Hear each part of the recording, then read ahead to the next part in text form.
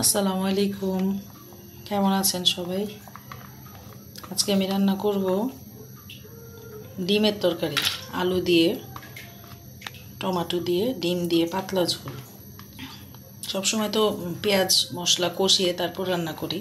আজকে দেখি একটু শর্টকাটে হাতে মাখায় তারপরে কিভাবে রান্না করা যায়। বরাবর সবসময় আমি বলি যে মাখানো তরকারি অনেক মজা হয়। তো আজকে পেঁয়াজটা আগে দিয়ে দিলাম, টমেটো দিচ্ছি,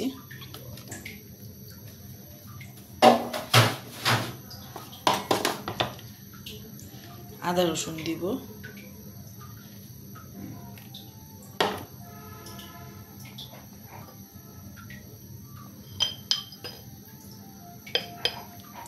হলুদ গুঁড়া,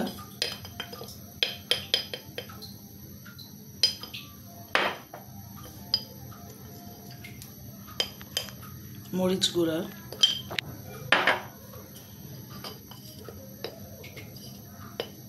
ধনে গুঁড়া,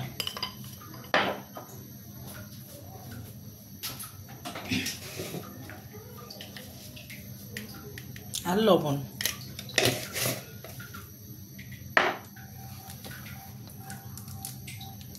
তেল দিব,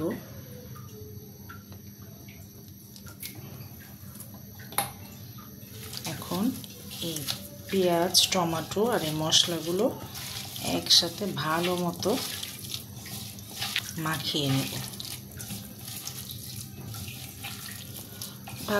ভালো মতো চটকে মাখাবেন। মাখানোটা যদি ভালো হয় তাহলে তরকারি অনেক মজা হয়।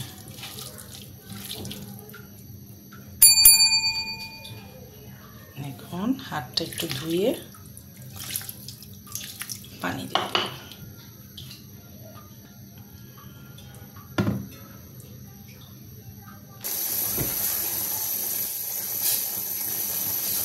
মশলাটা এখন ভালো মতো কষাবো।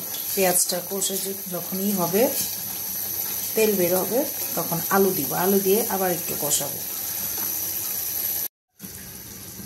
পেঁয়াজটা কষানো হয়ে গেল, এখন আমি আলুগুলো দিয়ে দিব।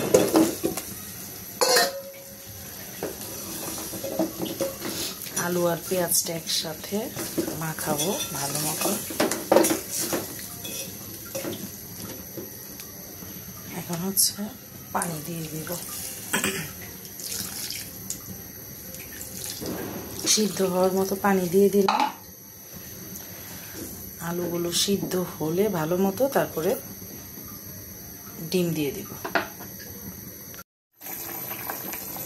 এই যে আলুগুলো আমার সব সিদ্ধ হয়ে গেছে ভালো মতো। এই যে দেখেন,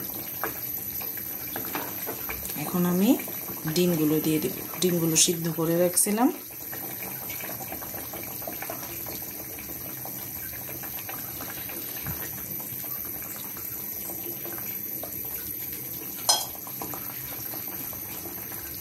ডিমগুলো দেওয়ার পরে আমি আর ঝোল টানাবো না, কারণ ডিমগুলো কিন্তু অলরেডি সিদ্ধ করা। এখন যদি আরো ঝোল টানে তাহলে সিদ্ধ বেশি হয়ে যাবে, আর বেশি শক্ত ডিম ভালো লাগে না। এখন আমি মরিচ দিয়ে দিলাম আর একটু ধনে পাতা কুচি আর মরিচ দেওয়ার পরে এই তো শেষ।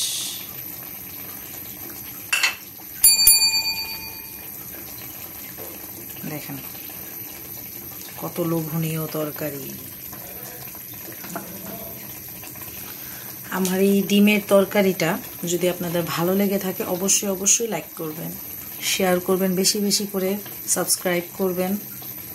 আমার সাথে থাকবেন আপনারা সবাই, আমার জন্য দোয়া করবেন, আমি যেন আপনাদের জন্য আরও নতুন নতুন রান্নার ভিডিও নিয়ে আসতে পারি। আসসালামু আলাইকুম।